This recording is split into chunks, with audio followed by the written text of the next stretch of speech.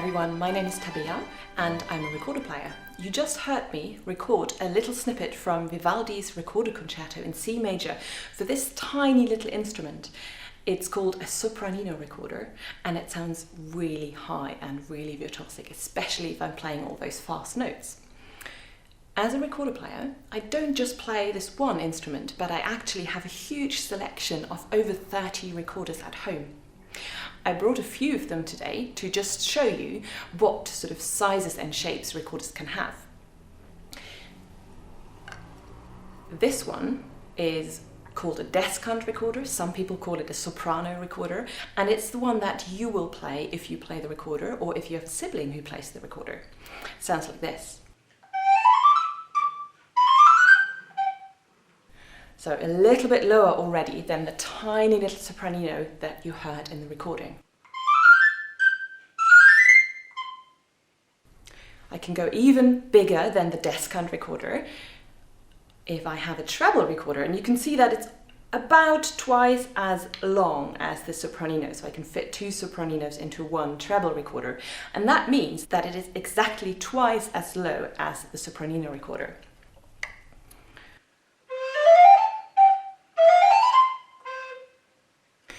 And the treble recorder is actually the one that's used most in Baroque music, so music that was written 300 or 400 years ago. And it was called the common flute, so the most common recorder at the time. I can go even larger than that. I have a tenor recorder with me here, and this one is actually twice as large as the descant recorder. And because it's now so long, I can't possibly reach the lowest note, which is why the maker has put on these metal keys to help me close the bottom hole to actually play the lowest note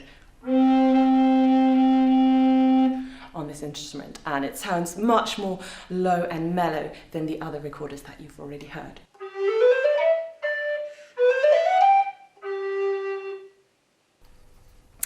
Recorders can get even bigger. I've got one more for you. This is a bass recorder and it's got a really funny shape. So they've sort of bent the top, and that's simply because otherwise I couldn't possibly play it, because I am quite tall, but I'm not tall enough to play a bass recorder if it's not bent at the neck. So I blow into here, just like on the other recorders, and you can see there's many more keys now because the holes are much bigger and much further apart. So even if I stretch my fingers, I couldn't reach all the holes, so the keys make it much easier for me to close them all and play all the notes, including the lowest note.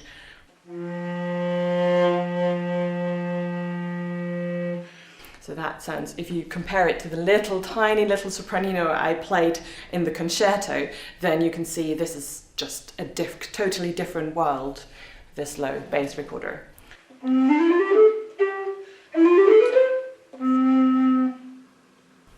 Let's go back to Antonio Vivaldi's concerto for sopranino recorder and orchestra.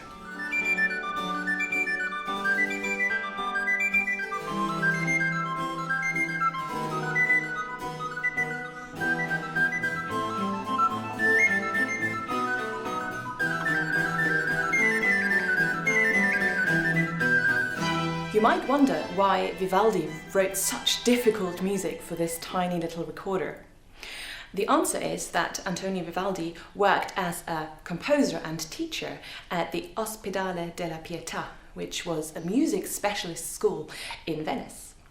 And at the school there was a large number of very talented young girls who were incredible musicians, and there were also recorder players there. So Vivaldi composed these recorder concertos for a girl studying and learning music at the Pietà.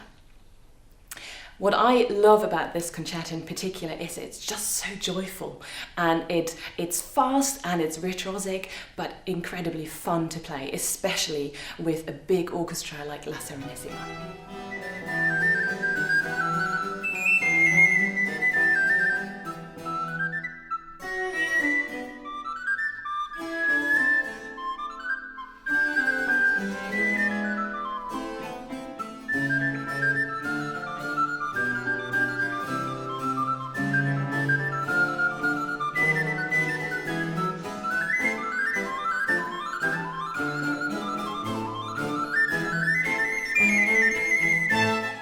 Many composers, both from the Baroque period and present day, use the recorder to imitate birdsong.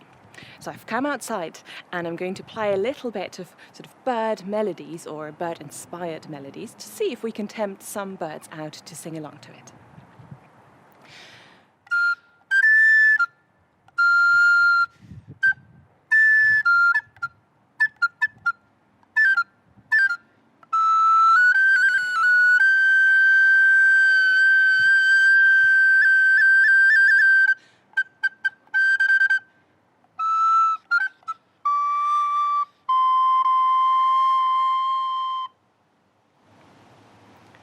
So you saw me move my hand all the way up to the top of the recorder and that little window here.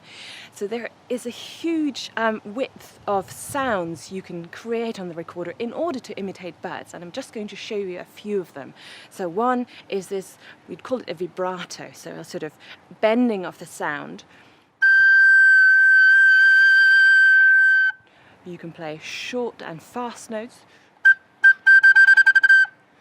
You can use what's called flutter tongue, so fluttering your tongue up and down in your mouth really quickly.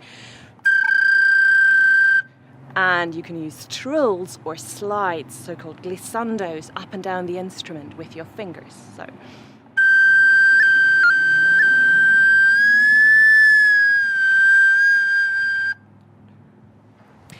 Let's go back inside now and listen to some more Vivaldi, Recorder Concerto for Sopranino Recorder and Orchestra, and perhaps you can even hear a little influence of those bird songs in that fast and flourishing recorder part.